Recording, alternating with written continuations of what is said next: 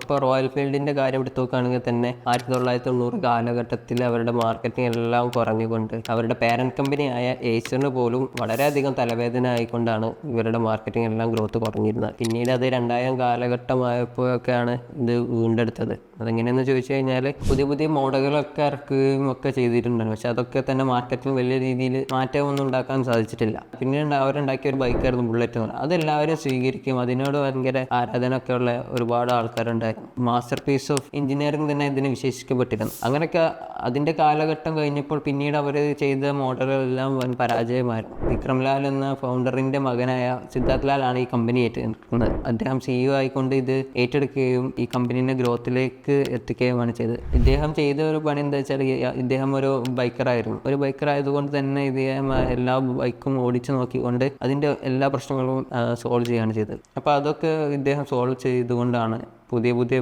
മോഡലുകൾക്ക് അത് മാർക്കറ്റിൽ വൻ തോതിൽ എന്ത് ചെയ്തിട്ടുണ്ട്, ഗ്രോത്ത് ഉണ്ടാക്കാൻ സാധിച്ചിട്ടുണ്ട്. അങ്ങനെയാണ് ഇവർ 2000 കാലഘട്ടത്തിൽ ഇത് മാർക്കറ്റിങ്ങിൽ എത്തിയത്. ഇപ്പോൾ നോക്കുകയാണെങ്കിൽ തന്നെ ഇൻസ്റ്റഗ്രാമിലും അവരുടെ നോക്കുകയാണെങ്കിൽ തന്നെ അവരുടെ പേജിലൊക്കെ റോയൽ എൻഫീൽഡ് പേജിലൊക്കെ നോക്കാം, അവരുടെ ആഡൊക്കെ കണ്ടാൽ തന്നെ നമുക്ക് തന്നെ എന്ത് ചെയ്യുള്ളൂ, അതിലേക്ക് നോക്കിയിരിക്കാൻ തോന്നും. അപ്പോൾ അത്രക്കും യുവത്വത്തിനെ ഫോക്കസ് ചെയ്തിട്ടും ട്രാവലേഴ്സിനൊക്കെ മെയിൻലി ഫോക്കസ് ചെയ്തിട്ടുണ്ട് അവരുടെ ആഡ്സൊക്കെ. അത്രത്തോളം ഇമ്പോർട്ടൻസ് ആണ് ബ്രാൻഡിങ്ങിനും മാർക്കറ്റിങ്ങിലും ഒക്കെ ഉണ്ടെന്ന് പറയാൻ.